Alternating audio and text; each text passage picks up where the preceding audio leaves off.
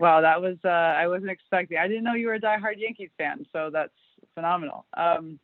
Yeah, so he did a nice job of introducing me, but just a little bit of background. I'm pretty. I've been a bit all over the place, but for me, it makes sense in my head, and I've bounced around a bit, but ultimately my goal, I think, has been the same as the people that are all listening to this, which is just to be in a situation of leadership and being able to affect change, which is kind of what I'm going to talk about. So thank you to everyone putting on this event. This is phenomenal, and I've just been blown away with the response, and it just speaks to our coaching community as well. But when Lauren originally reached out to ask me to talk, I said, I'll talk on anything but strength and conditioning. And he said, that's fine. So here I am talking about something that's not really strength and conditioning, but something that's near and dear to my heart at the moment. So basically, it's the new age of coaching performance. What does that actually mean? And I kind of chose this picture on purpose because it's a little bit of a paradoxical picture. When people think of the new age of coaching performance, I think this is what they think about. They think about technology. And so this is a picture of me in a biomechanics lab with this guy's wearing 48 markers. And I think we taped them up like beyond belief. There's all the computers in the background, and people think of the new age of coaching performance as technology and numbers and just being involved in the newest tech and how many numbers can we provide. And I think that we're kind of missing the boat in some ways, which I'll get to.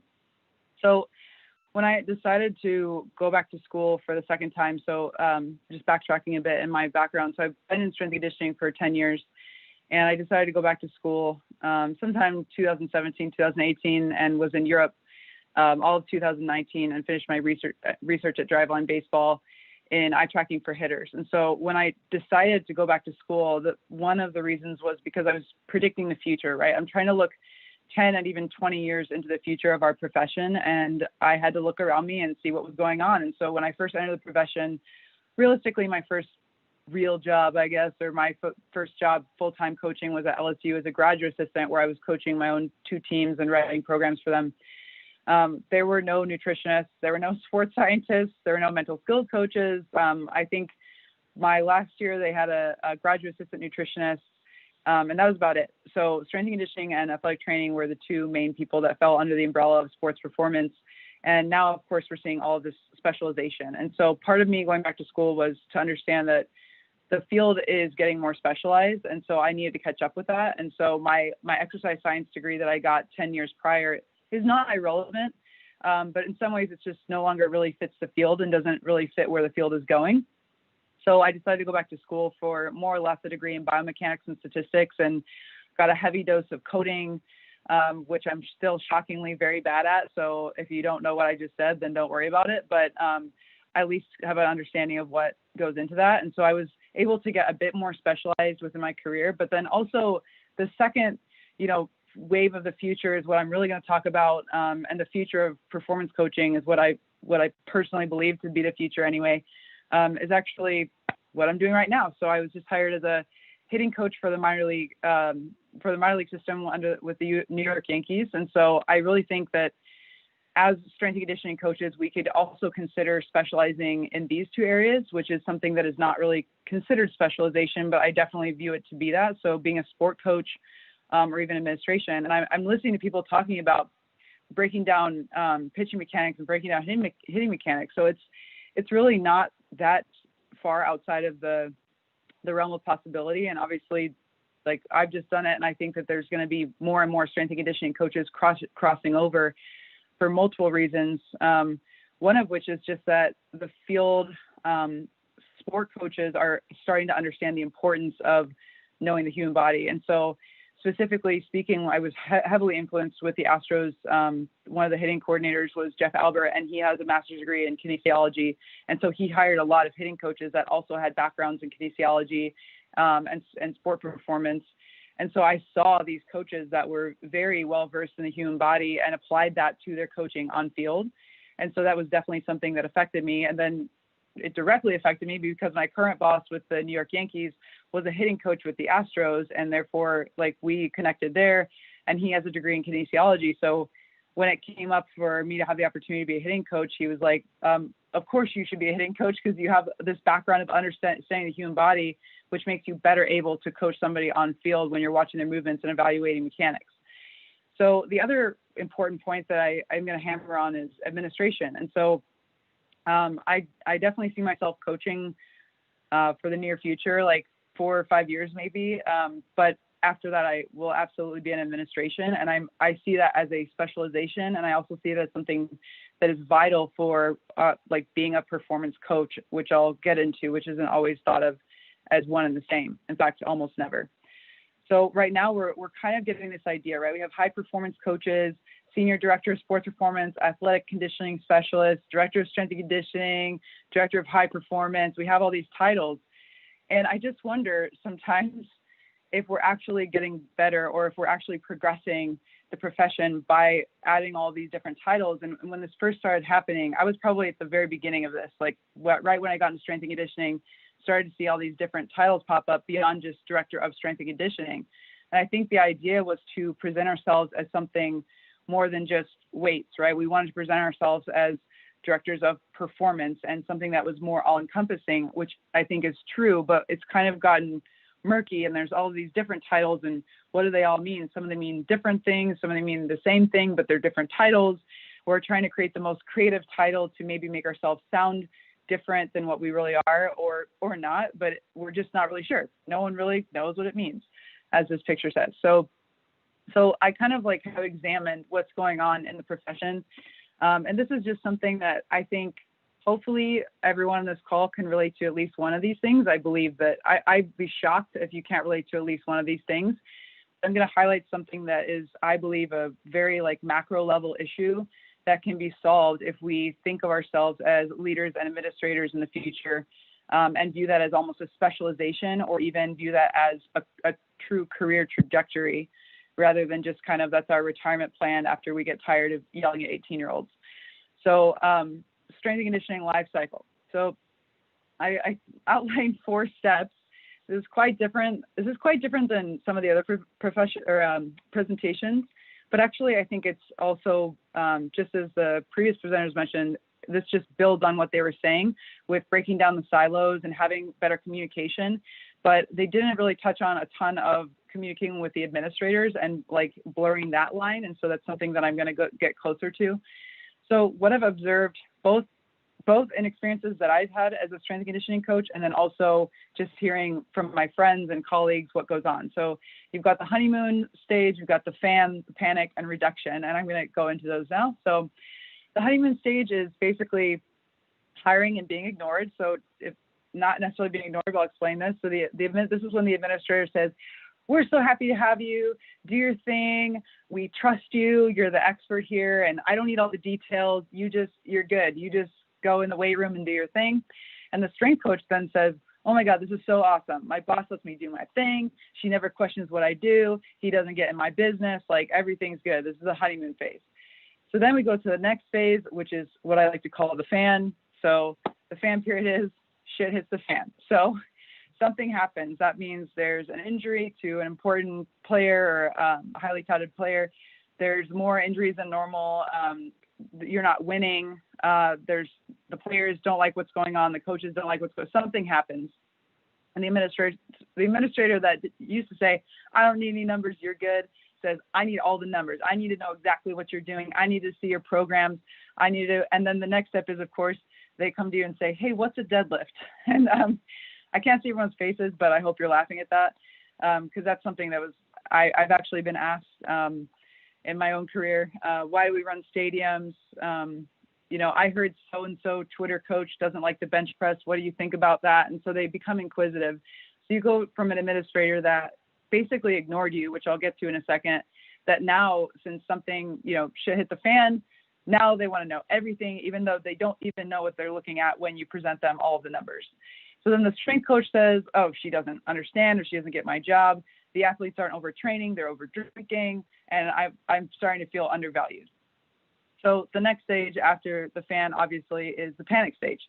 So in the panic stage, the administrator says, we really want to make sure they're ready to play. And I've talked to other people about this, and I've called my friends about this, and we're really concerned the players might be tired, and we're just going to back off until the off season.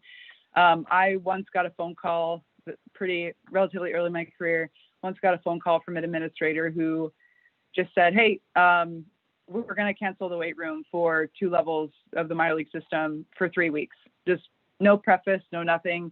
There were a couple more injuries than normal in that month, or not even than normal, just a couple of injuries popped up across the entire minor league system. And he decided that it was the best thing to do to just cancel the weight room for 3 weeks. Well, of course, the players were not happy with that, and they went to Gold's Gym anyway, but that was the administrator's solution because there was some panic, right?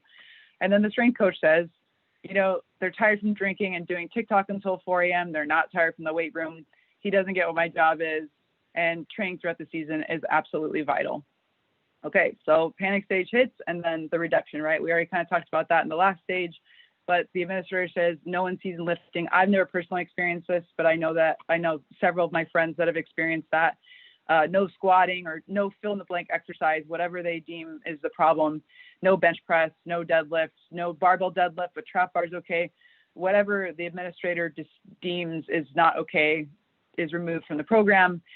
Take a month break from the weight room is what I mentioned before. The strength coach then says, of course, I don't feel valued. I didn't go to school for 6 years to get treated like this, and I wonder what job fill-in-the-blank university has. I'm going to call my buddy and see if they have any openings, so then I can restart this cycle all over again and go through the honeymoon phase. So I made this cycle, it's meant to be funny, kind of. It's meant to, this isn't obviously exactly what happens. And I do know that I've had a ton of support at different points of my career, but at the end of the day, I'm at the mercy of whoever is ahead of me or whoever is an administrator or my boss or whatever. And so I've had some excellent support in my career. I've had some not so excellent support in my career. And I'm really just at the mercy of the person above me. And there's a little bit of helplessness there. However, we're not helpless. And I'm going to talk about that and make a stronger case for, again, blurring that line between administrators and coaches. But I think some of the key issue here is I mentioned in the first stage, this honeymoon phase, and some coaches think, okay, they're letting me do my thing. Oh, this is so great. They're not bugging me. But I want to make a clear point that blind support is not support. When someone says, I support you, you're the expert, I don't need to know, all that says to me is they either don't want to take the time to know, they're afraid of what you do, they don't care, they don't have the time, whatever. It's not necessarily very supportive. It's probably better than a negative comment towards strength and conditioning or towards your job. But it's definitely not like a high level of support. Lack of knowledge of the profession. I think, look, the people, and I'm going to touch on this a bit, but the people who are usually overseeing us at the top level have never walked into the weight room and cranked up loud rap music, or I should say they've never walked into their boardroom or their office and cranked up loud rap music and like jumped up and down. It's just never been a part of their day. And so if everything's going great, they might see that as something that's like a fun environment and setting the tone. If shit has already hit the fan, they're saying that's unprofessional. The music is too loud. I don't like this. There's just a lack of understanding. I'm not even talking about the X's and O's here. I'm talking about like the culture associated with strength and conditioning sometimes. There's a need for a scapegoat. Look, I have never in my career so far heard of a nutritionist being blamed for an injury. I've never heard of a nutritionist being blamed for lack of performance. I've never even at this point not heard of a nutritionist getting fired with a staff, right? So strength and conditioning is at a point where we're considered coaches on the staff, which is phenomenal for the profession. It also means that the profession is much more volatile and you're going to lose your job if the team isn't winning. And there's blame being placed probably more than ever. And there has to be a way to fix this, and lack of relationships is the last bullet point there. And I think that's probably one of the most important things, which will continue. So we'll continue to talk about. So key solutions for improving relationships with the suits.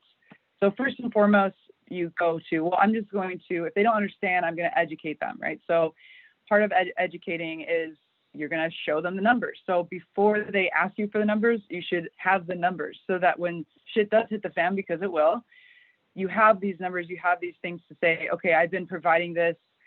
for you, and I've been showing you, and at the very least, it shows them that you are on top of what you're doing and providing, okay, this is what we're doing before they even ask.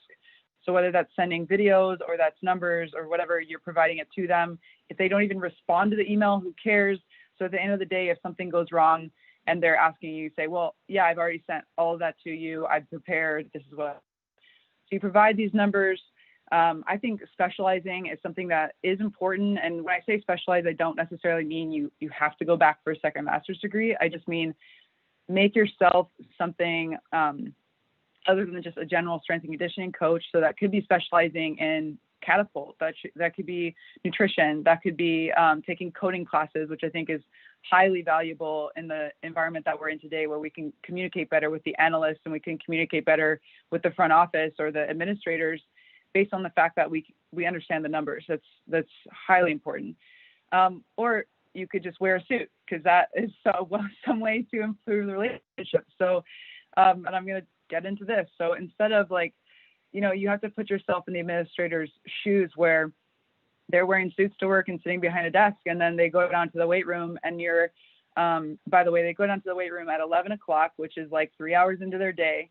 And it's about 6 to 7 hours into your day.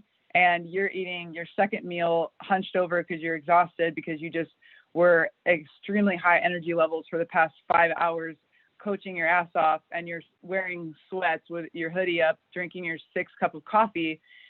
You guys are basically sitting in the same building, living on 2 different planets.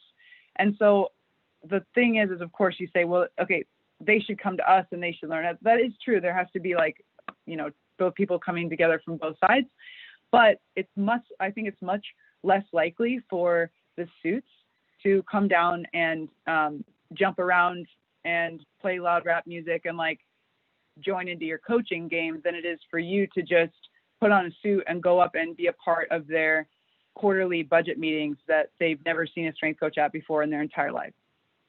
So here's the answer to the question that I have. What is the new age of coaching performance? What does that look like? And I think that performance coaches need to become administrators, or administrators need to become performance coaches, or find some way of having continuing education for them to understand better performance coaches. And by the way, that I'm not just talking about strength and conditioning. Administrators should be educating themselves on nutrition and sports science, and they should be educating themselves on biomechanics and understanding how to evaluate players better. To be honest with you, I just don't see that happening as smoothly as I see performance coaches becoming administrators. And part of the reason why is because I'm sitting in this. I'll go back just one slide before I get to that. I'm sitting in this room, this virtual room, full of leaders, right? Like our profession in strength and conditioning is full of people who were the annoying people in the group project that did everything, who were the people that showed up early and stayed late, who were, the underdogs on the team, the walk-ons, the people who were lifting in the weight room and maybe not the best people on the field. Like I'm talking to a group of people who are leaders. As administrators currently, what we're seeing, I'm going to talk collegiately and professional baseball specifically, may or may not have come from an environment of leadership and, I air quotes grind, the waking up at 5 and being an athlete and all those things. They didn't come from that background.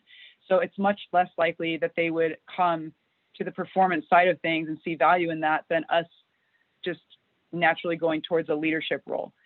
So I'm just going to talk to further along that point, the current professional baseball pipeline to being a general manager, to being in any kind of really leadership position. Like this is kind of a joke, but it's not, because there's actually a few general managers have started out as bat boys. So they've been a bat out for a minor league baseball team and got to operations assistant of some kind, into the scouting, director of scouting, and then general manager. That's not every general manager, but that's a very, very common pipeline. So then you also have the collegiate pipeline. So team manager, doing some kind of operational thing for the team, operations assistant, compliance director, funding specialist, or someone who's getting funding coming into the university, and then athletic director. So you've got these pipelines that are basically kind of, I think, skipping over something that's very important. And if I go back just to the professional baseball pipeline, a lot of guys are guys are all currently guys, but a lot of a scouting moment. So the way that you assembling a team or winning is getting talent and just finding the best talent and being able to kind of have a business operation surrounding how little they can pay them rather, and how they can compete with teams just for talent. And so if you really look at what's missing, the player development or the development of the player over time is the missing component, both of the pipelines in collegiate sports and also in professional sports at this time. So the administrators that we're dealing with most of the time have not coached. And I would go so far as to say, especially in the professional ranks, that many of them probably never played at a high level of any kind either, which just creates more of a mindset. It creates a disparity in the mindset between the performance coaches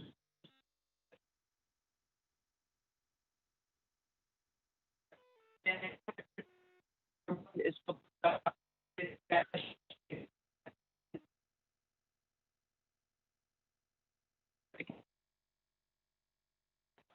focused on maybe cheaper talent or talent that's like not as highly touted, and we can just develop them.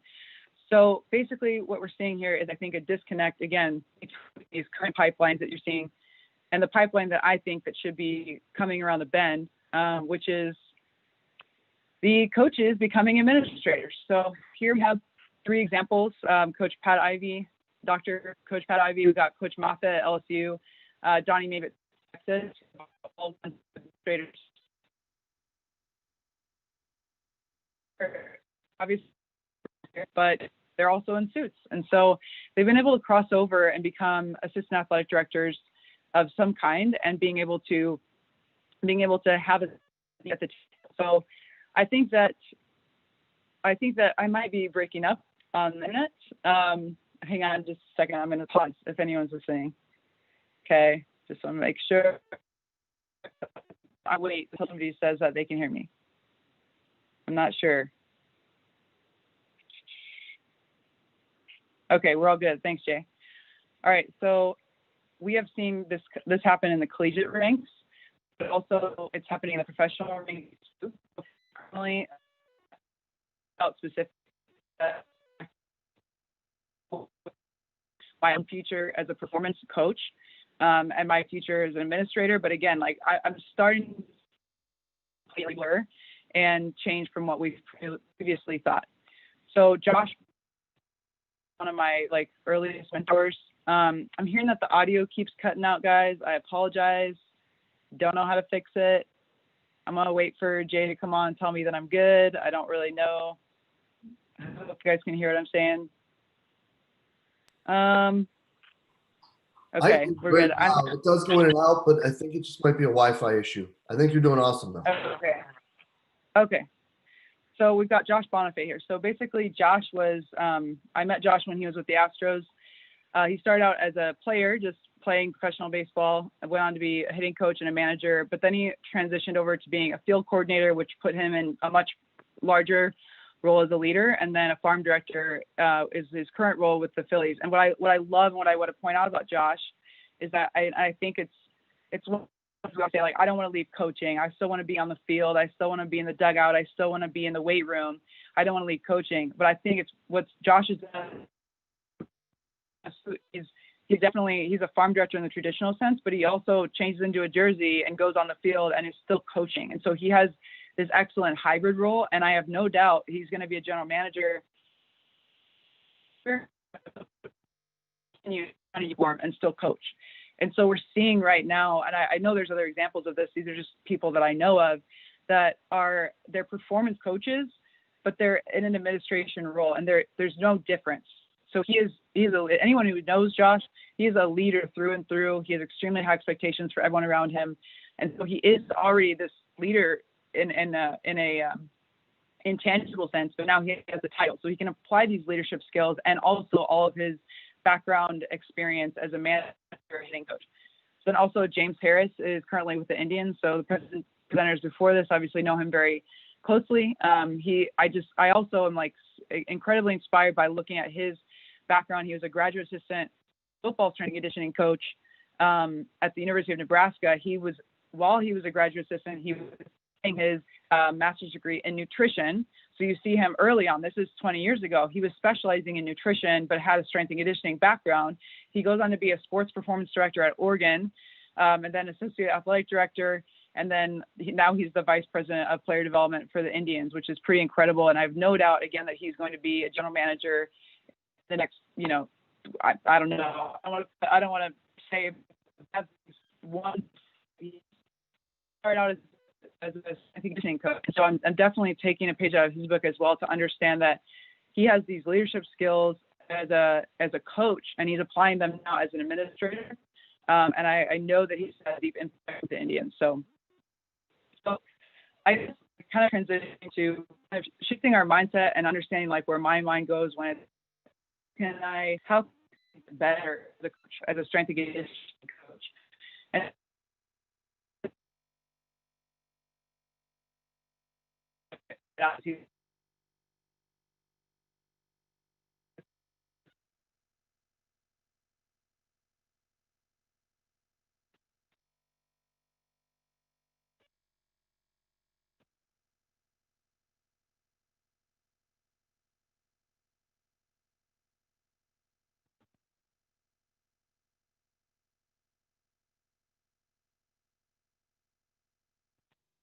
basically just communicate with a lot of the players. I'm hearing again that no one can hear. I hope that this is temporary. I apologize. Let's see. Sorry, guys. You're good now. You're good. Okay. All right. I hope that most people can hear me. So going back to like what's going to make you a better coach right now, and I think part of the strength and conditioning community is like we're wanting to constantly evolve. There's a huge academic piece of the strength and conditioning community, and obviously we're scientists at the heart of it, and so we all want to be involved in science. And like, don't get me wrong, because I just went back to school and moved across the world to do it, to get a second degree in coding. So I'm not saying that you shouldn't learn in that way, but also just think to yourself, like, what's actually going to make me a better coach? For me personally, right now, I can share this personal story of pain, if you will. So I feel like I have a very good grasp on hitting mechanics. And when I was with the Astros, took full advantage of understanding their hitting philosophy, was mentored by a lot of those coaches and was good friends with them. So I feel like I understand cognitively what needs to happen. I feel like I'm competent in coaching the body, and things are going pretty well.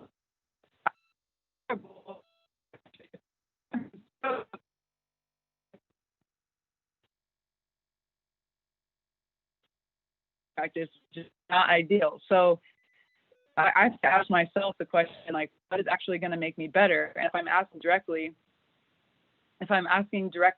to myself, what actually going to make me better, the question is not going to be reading more strength and conditioning articles. So the question that you have to answer for yourself is, in your specific area, what's going to make you better? And I would say, like, any of these things could make you a better coach, right? Coding classes, nutrition certifications, leadership conferences. I'm put a list of things on there that's outside of the typical strength and conditioning continuing education. For science, analytics, sport coaching. I put in there Europe and Australia continuing education, like go outside the United States. As we all know, like teams are going outside of the United States to hire. And so why not go and understand their models? I've been fortunate enough to visit both Europe and Australia and have a better understanding of their sports science background and just in general the culture surrounding sports in both of those continents. Learning other languages. So what is actually going to make you better as a coach? Not just what's going to pour more information into your brain, but what's going to help you apply better. And then the other question is digging a little bit deeper and asking a little bit deeper question. Okay, you can pour different knowledge into your brain. So you go back to this slide. This is all just more knowledge again, but it's just maybe stratifying and diversifying and being more specialized. What's actually going to allow you to improve the training environment for the athletes? Like, earlier we talked about what's the missing component for the administrator, and what could they do better? And we okay, that's mind is not on player development, it's not on coaching. They don't understand what's going on day to day, all those things. They're missing.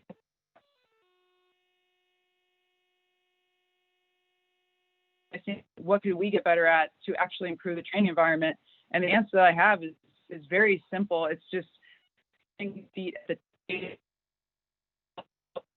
So for me personally, I think that it's just being able to actually voice your opinion, or to have a seat at the table so that you can further develop relationships and make that a better situation for the administrators to be able to communicate with you about these things.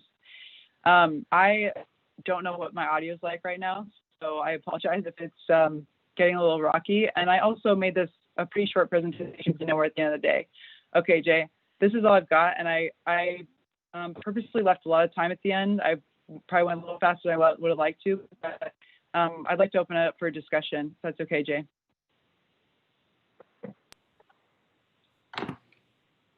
Yeah, 100%.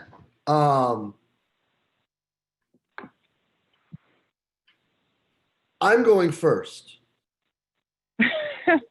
Okay, great. Okay. As someone who worked in strength and conditioning, you've heard 1 trillion times, yeah, but they don't get it because they're sport coaches, or of course the stupid sport coaches. And you walked over and you crossed the line, and now you're a well-educated sport coach. Being on the other side, now, albeit the staff that you guys get to work with is sensational too. Looking at it the other way, what are some ways that you see now as a sport coach that we need to be better so that we can get our messages across better in that sense? I mean, that's kind of what this whole presentation is about. Yeah, I've crossed over to the dark side. And what's funny is I've already experienced, I was sitting in the hitting coach's office, and they were talking about a lot of the hitting coaches with the Yankees came from college background. And they were talking about, oh, we did way too much bench press in the weight room. And I just started laughing because I'm like, there it is. You know, I'm like, now I'm in the office where they're talking crap about the strength coaches. But I just think it's like some of the things that I mentioned already, that we're just being able to, it's not just about educating, because even if you educate them, they're still going to lean over and go, oh, great. Okay. So you're doing 3 sets of 5 on deadlift, and then you go and do, single leg squat, 3 sets of 6, whatever. And they're still going to say, okay, great. And they're going to take that program and walk into the office and be like, hey, does anyone know what a deadlift is? Like, there's just no, so the ultimate conclusion of this presentation was really to encourage people to move towards not being an administrator. If you don't want to be an administrator, that's fine, but like, get in the room and sit at the table. So I used to get a little grief when I first started kind of taking hold of this idea, and I would go and sit in the analyst meetings, and I would go and sit in the front office meetings and just sit there. And thankfully, the front office was open enough to let me sit there. So that's not always the case, which I understand. But some of the strength coaches would be like, why are you going to hang out with the nerds? Why are you doing that? And I'm like, that's how you build a relationship. It's not just sending an email. It's like, you got to be in the room listening to what they're saying, and then it gives you the opportunity, hopefully, to speak up. So it's like sending the email with program or seeing a article. I think it does harm, because then it's just, here's some information for you to inform you, and now you probably like me a lot. Like that just probably never happens.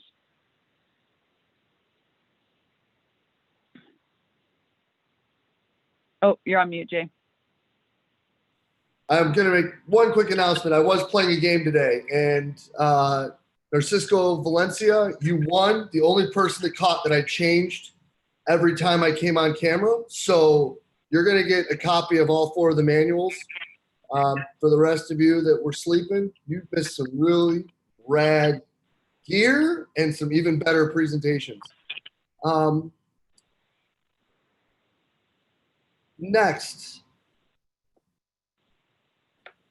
when you were making your way over, do you feel, and I think this is a fair question, when you're looking at your career moving forward, how did you see breaking down the gender barrier as additionally like extra hurdles that you may have had because you're female?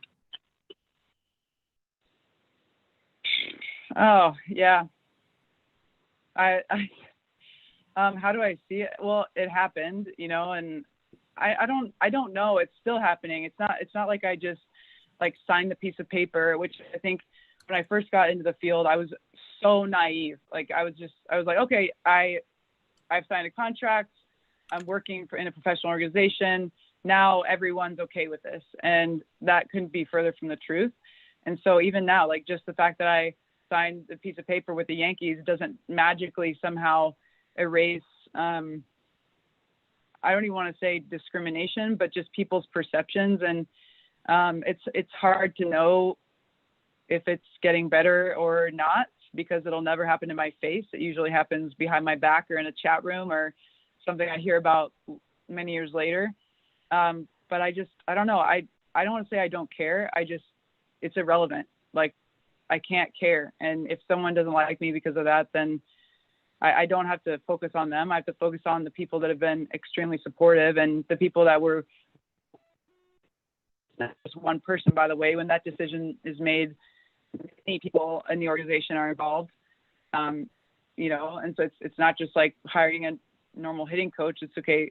We have to ask many people if they're okay with hiring a woman in that role. And so there's not just one person that allowed me in. It was a group of people and a group of men specifically that were supportive of that decision. And so I just choose to focus on them. And I think over time, with more women entering the field, it will get better, but not in the next 2 years. And I just have to accept that as something that it's a privilege. It's a privilege to have the responsibility of going through that for someone else in the future. Other than just general fear, why do you think admin and upper management hit the panic button? But yeah, I think fear is one thing, but what is behind fear? And again, it's that lack of understanding. And so, but also it's because like their job is on the line too. So especially in like a football situation, like if the football team is not winning, it's on them too. So it's this like chain of panic, and there has to be someone to blame. And so it's not like it never happens, but it's pretty rare for an administrator to turn around and go, okay, I made this poor decision hiring this coach, or the head coach is not going to say, I made a poor decision on field. And then the head strength and conditioning coach is not going to turn to the head coach and say, I've definitely known people, I won't mention names, but I've definitely known people who have done that and taken the fall for other, their employees or colleagues. But I would say that like most of the time it's just this misunderstanding that leads to fear. But again, you got to consider their backgrounds, which if we ever want this to change, then performance coaches and on-field coaches have to get into administrative positions. But if you think about the background, like fear is a very broad way to say there's a complete misunderstanding. People that have never set foot in a weight room, very literally never lifted weights in their entire life, are now trying to understand someone who is, again, cranking up loud rap music at 5 a.m. and liking it, and they're just like, this is just such a foreign concept. It's way beyond understanding physiology. It's an entire culture that they may be missing. How have you navigated the question or challenge, I guess you may call it, that you might get from coaches and players that say you didn't play the sport or at this level, so you don't get it? Well, first of all, again, no one ever says that to my face, so I don't ever have to answer that question to my face. I only have to answer it on podcasts and things like this. And one of the answers to that is the field is also changing in that way, where I actually have, outside of one hitting coach on the entire staff, minor league staff, I think major league different. So there's 10 minor league hitting coaches. There's only one player that has played at a higher level than me. And so I played Division I softball, and none of these other coaches played Division I baseball. And there's only one other coach that played professionally for 3 years in the minor leagues, who I actually coached. He was with the Astros, so it's kind of funny. So it's interesting, just like my external, like my physical perception, obviously it makes it pretty clear that I never played professional baseball. But what they don't understand is, like, I probably played at a higher level than a lot of coaches out there. Now it's changing. We're seeing less coaches that are in professional sports just because they played, at whatever level. We're seeing coaches that are being hired because of their knowledge. And so that's opened up the door and the opportunity for someone like me to get a job because of the research that I've done with eye tracking or my background in strength and conditioning versus somebody who just played at the big league level that, had success 20 years ago. So I think the field is changing in a way, and the players, it's like the players. So I went, just for anyone listening who doesn't know what Driveline is, it's a baseball performance facility that's really well known. If you're in baseball, you know about it. If you're not in baseball, you may not. But like the players care more. They're asking me about my time at Driveline baseball.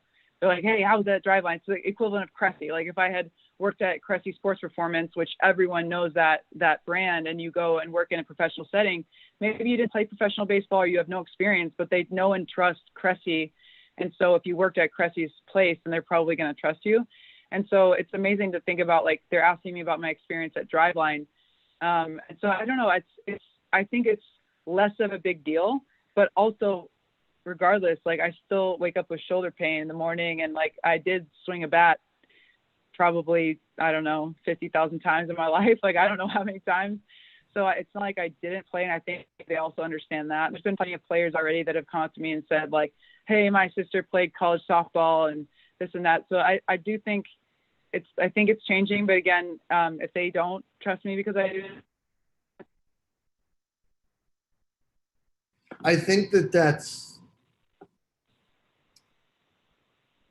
interesting is kind of just a fake word, right? It's just a filler. I think it's almost petrifying that people in the field ask the question about, like, well, you never did this, so how could you know? But really, that's never asked. Yeah. It's never That's asked. really mind-opening to me. Wow. I'm not, again, I think the field is changing. Like the coaching profession is changing to where, again, like if you have all this playing experience, but you can't turn on a computer. And so I think there's this window where there's a window of time for the past 5 years and the next 5 years, probably, where coaches like me are going to have an opportunity. Whereas now the players coming up that are playing right now, that are exposed to all this technology, and then they get done playing and they're going to become coaches. Well, then there's going to be people who have a ton of playing experience, and also they're really well versed in technology and science. So we're just in a very, the field is in an interesting time that's allowed me to have an opportunity, and other coaches to have an opportunity that may not have big league playing experience. Whereas 10 years ago, that wasn't the case. It was largely like, if you have playing experience, you will climb the ranks much faster than a coach who doesn't. This is a great question. And I'm actually really, really excited to hear your answer. You've gotten to work with several organizations, and all three, I mean, assuming, because it's the Yankees, are successful. Have you seen any glaring differences or similarities that, like, stood out, and why the Cardinals and the Astros were successful, and why the Yankees are successful? I would say, I've pulled, and I've been, my career has been very unique, I would say, and for many reasons, but I've been a lot of places, and I've been able to observe then everyone's culture and how everything is run, and leadership. And I would say I'm going to take it all the way back into my college days. LSU is definitely like the best run organization probably that I've worked for, top to bottom. And by the way, every place has pros and cons. So I've taken something from everywhere. But I would say, like, what stands out about the standards were extremely high, from all the way down to gym operations guy, the janitor. And it was just this electric environment in which there was a bit of like exclusivity, and where is not the same in professional sports as in college sports, where if you weren't holding the standard, you weren't going to be there. And that was, I could speak just from the coaching perspective, but also players. But like, if you were not holding the standard as a coach, you would not be there, because everyone's job is on the line all the time for winning. And so when you get into professional sports, or I'll just to professional baseball, you enter the minor league system, which is a little interesting. It's a filler word. It's a little difficult at times, because people's jobs aren't dependent on winning. And so you could be a minor league coach for a long time, and even if your team doesn't win, it doesn't mean that you're going to lose your job. So it makes it infinitely harder to evaluate coaches when winning isn't necessarily the goal, when development is the goal. So I would say that, like, what I learned from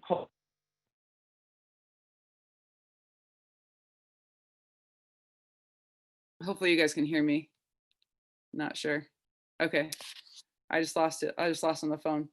What I learned from there is just like the exclusivity piece of, if you're not towing the line, you're not going to be a part of the organization anymore. And the standards were extremely high. So it's kind of, I think that's what everyone says, but I experienced it the highest at LSU for sure. Awesome. Okay. So now, going back to the strength coach, how do you bring value to the meeting without just stating the strength numbers and what they need to improve on? Ooh, good question. Well, I would say, like, speaking in the front office's terms is vital. And so, like, I haven't met a front office, or I haven't met a coach or anyone who says, yeah, you know what, so and so didn't meet his squat numbers, so he's not going to play. Like, that actually never happens, I don't think, anywhere. So it's really about keeping in mind what the front office values. And so if you are going to be in the strength and conditioning role, obviously we realize that we're support staff, and we're supporting pretty much everyone. And we're like, whatever the hitting coach wants, the pitching coach wants, again, in the baseball setting, but also the administrators. And so I think it's important and again, that might be the problem with educating them, is that we're educating them on things that they don't care about. So maybe the first thing that you do in that honeymoon phase, before shit hits the fan, you go to them and say, what numbers do you want from me? What do you see as valuable in a player? And the fact of the matter is, they might not even know, but at least that opens the conversation with the front office. If a strength coach goes to an administrator and says, hey, what strength and conditioning numbers are important to you? I can guarantee you they might say, yeah, vertical jump and 60-yard dash, or what. They might list off some things that they think, but at least that opens the conversation. And at least, again, when shit does hit the fan, you've given them what they've asked for. At the very least, that's not the best tactic. You don't just want to survive, but I think just asking them what they want first, like right off the bat, and understanding what they think is valuable in their mind, is probably the best answer to give to that one. And kind of piggybacking that, with as traditional as still so much of this with baseball is, would you mind sharing how you overcame some of those roadblocks in those communication processes? Yeah, I don't mind, like, saying that I didn't. Like, I don't think that, like, I was absolutely fortunate with the Astros. Like, they were so progressive, and they're pretty well known for being progressive. And so I don't think, in some ways, the sport coaches and the administrators, the front office, were pushing us to drive us forward with getting more technologically advanced, and and giving them more numbers. And like, the Astros were definitely way ahead of the curve with that. And so I wouldn't say that I have, like, overcome big hurdles with that. In fact, I've probably failed early in my career at that, and at getting more old school staffs to understand. But again, we're all biased by our experiences. And that's part of why I'm so hell bent on us viewing ourselves as administrators and leaders, and even moving towards that as a career path, because I don't know if there's an answer to get somebody who doesn't like the weight room and doesn't believe in the weight room, period, because plenty of those administrators still exist, by the way. I don't know if there's a way to get them to all of a sudden be completely supportive and understand and like the loud music and I don't know if that's going to happen. And so for me, honestly, the easier route for me personally, the way that I view it is actually just us as strength and conditioning professionals moving towards being an administrator, or at the very least, going to meetings of the administrators on a very regular basis, not like once a year when you have to, but like weekly, or at least monthly, putting ourselves at the table and putting ourselves in that seat and being able to have a voice is probably the best way to do it. I keep coming back to that, but I just don't know if there's a way to turn around someone who calls me and says, hey, we're going to cut out 3 weeks of training, or calls, again, I haven't experienced this, but like you're talking about an administrator who calls you and says, hey, we're going to not lift in season at all. We'll pick up in the off season. How are you going to get that person from point A to point B? I frankly don't know the answer to that. No, it's a tough one. And I don't know if anybody ever will, because if they don't want it, they don't want it. Mm-hmm. So here's a great question. It's actually caught me too a bit. What piqued your interest in gaze training? That for sure was my current boss, Dylan Lawson. So I was introduced to eye tracking with the Astros when they were doing it. And I had never, even as a college softball player, I had never even thought about the skill of being able to track the ball. And then with the Astros, started training it. I think that was my first year with them. So 2016. 2016. And the guy who introduced it is my current boss, Dylan Lawson. He was doing it 5 years before that. And I think he was pretty he was pretty far along in the space. So he's pretty much I would say he's probably a trailblazer in that area in baseball. And so I saw it, I was very fascinated in it. When I decided to go back to school, I knew that's what I wanted to do my research in, because there's very, very little research in live pitchers with baseball. And so that's what I did my research in. And ultimately, I think that's part of the reason why I was hired. So he was definitely the person who turned me on to that. And I just thought, like, it's intuitive. And this is for every sport. It's intuitive to think like our vision is everything. And so even in football, right, a receiver, or not even a receiver, any position, anywhere, you're constantly having to track a moving object, whether that's a person or a ball. So in soccer, obviously the ball, but also tracking where people are moving. And so being able to predict how fast they're running and when they're going to get to that point is a skill that I hadn't really considered that even, first of all, existed. Like you intuitively understand that, but understanding the psychology behind that, or I should say like the neurology behind it, frankly, understanding that, and then also understanding how to train it was just fascinating to me. I understood also that it's an extremely rare skill and a rare area to understand. So I knew that would set me apart and probably give me a better chance of getting a job as a hitting coach when I didn't have much experience in the area. No, that's really awesome. And I think that's a missing component that people like to talk about.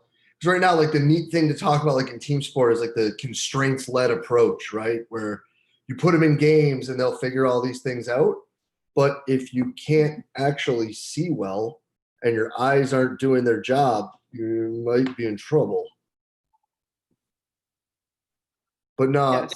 Rachel, this was really awesome. And I'm really, really happy that you were able to be part of this. This was really a great hour. And I can't thank you enough for what you're doing and your assistance with this and putting on such a sensational talk. Thank you so much.